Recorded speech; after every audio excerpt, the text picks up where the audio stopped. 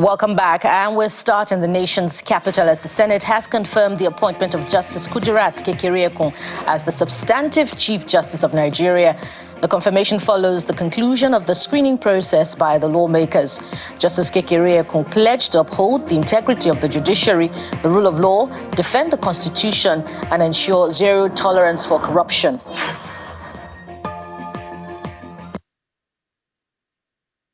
The statement was so clear that Nigerians and Afghanistan, these two countries are the most corrupt countries in the whole world.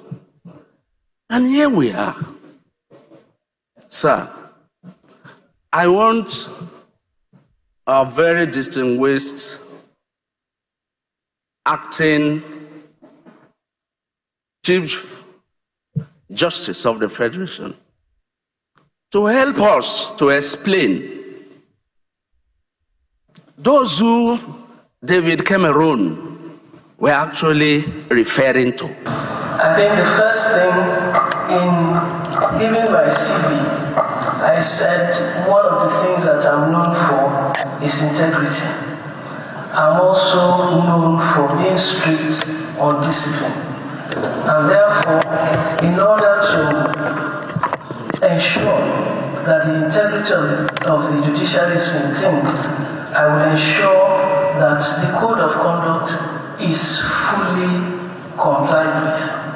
I will ensure that there is zero tolerance for corruption.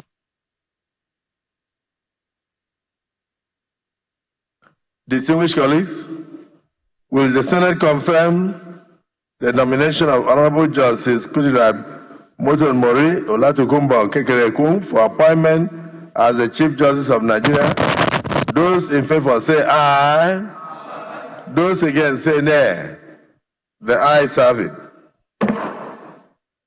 The nomination of Honorable Justice Kudirat Mori Olatukumbo Kekereekun is hereby confirmed as the Chief Justice of the Federation of Nigeria. And staying with the judiciary, Justice Mohammed Idris of the FCT High Court is seeking the support of members of the bench in enthroning justice, equity, and fairness to all. Justice Idris, who represented the Chief Justice of Nigeria at an induction ceremony for the newly appointed Senior Advocates of Nigeria, explains that their role remains key to building confidence for the nation's peace and stability. 87 lawyers were recently appointed as Senior Advocates of Nigeria. And Justice Emeka Nwite of the Federal High Court, Abuja, has adjourned the suit filed by the Economic and Financial Crimes Commission against the immediate past governor of Kogi State, Yahaya Bello, to October the 30th this year. The adjournment came as the ex-governor Bello moved to the Supreme Court to file an appeal seeking to set aside the arrest warrant issued by the trial court on April the 17th. At the day's proceedings, the counsel to Mr. Bello drew the court's attention to the fact that the issue of arraignment of the defendant was the subject matter of an appeal already entered by him at the Supreme Court. He adds that the appropriate thing to do was to wait for the decision of the Supreme Court in the aforesaid appeal before taking any step for arraignment. In the meantime, the Economic and Financial Crimes Commission, EFCC, says no amount of blackmail arising from the prosecution of former Kogi State Governor Yahaya Bello would make it compromise its integrity. In a statement issued by the EFCC spokesman, Mr. Delio Yewale, the commission asked the former Kogi State Governor to obey the court order and appear before Justice Emeka Nwite of the Federal High Court, Abuja. The anti-graft agency alleges that the former governor had made several unsuccessful attempts to throw spanners in his ongoing trial through some irresponsible and utterly rascally efforts. And staying with the courts, Justice Peter Lifu of the Federal High Court, Abuja, has restrained the governors of the People's Democratic Party, its National Working Committee, and Board of Trustees from tampering with or dissolving the executive committees of the party in Rivers State. The court also restrained them from constituting any interim committee to replace the officers of the party at the state, local governments and ward levels who are pro-Nyesom Wike in Rivers. Justice Lifu gave the order while delivering ruling in an ex parte application brought before him by the PDP Rivers State Executive Committee led by Mr. Aaron Chukwuemeka and his counterparts at the local government and ward levels. Justice Lifu also ordered the PDP national body and others not to tamper with or dissolve the local governments and ward leadership of the PDP in the state, who are said to have been elected along the State Executive Committee this year at various congresses of the party. And more politics. Despite some claims by the sacked All Progressives Congress Caretaker Committee Chairman, Mr. Tony Okocha, that there are ongoing litigations stopping the October the 5th local government council elections, the Rivers State Independent Electoral Commission, RCEC, says all is now set for the election.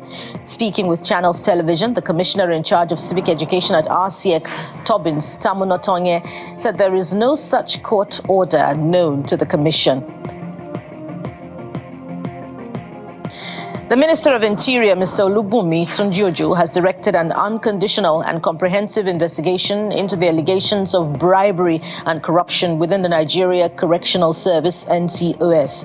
A statement issued by the SA Media and Publicity to the Minister, Mr. Babatunde Alao, says the Minister unequivocally condemned the alleged reprehensible behavior, emphasizing that any form of indiscipline, unprofessionalism, and corruption will be met with zero tolerance and severe consequences within the paramilitary services under his purview. The minister has also called for a special investigative team headed by the Permanent Secretary of the Ministry of Interior, Dr. Magdalene Ajani, to probe these allegations and submit a comprehensive report. The minister reassures the public that the investigation will be rigorous, transparent, and impartial, and that appropriate disciplinary actions will be taken against any personnel found guilty. And President Bola Tinubu has expressed a desire to reshuffle his cabinet. The special advisor to the President on Information and Strategy, Mr. Bayo Ononuga, confirmed this to State House correspondents while briefing them on some national issues at the presidential villa, Abuja.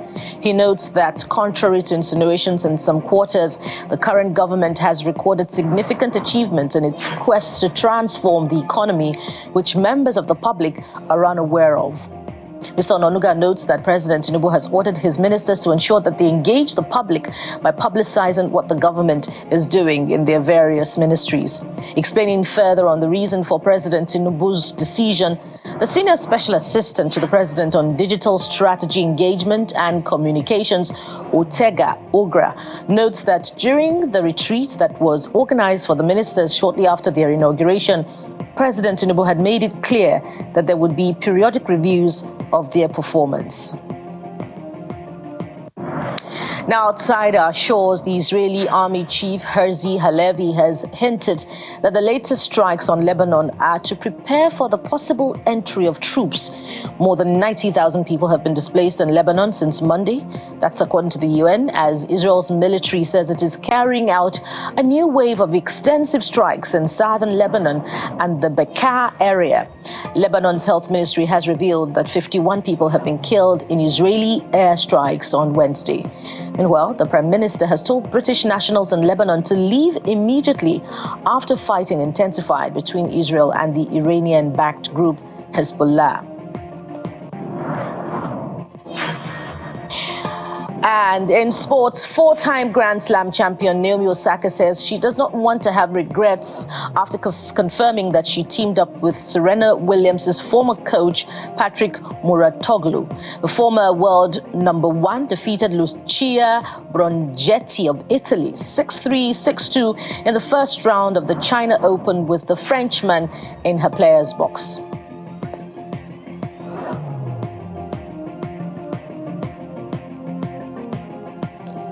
And so, what are your thoughts to the big stories today? I am particularly looking forward to reading them. And of course, what are you saying, especially about the impending cabinet shakeup? But that's not where we're starting from this morning.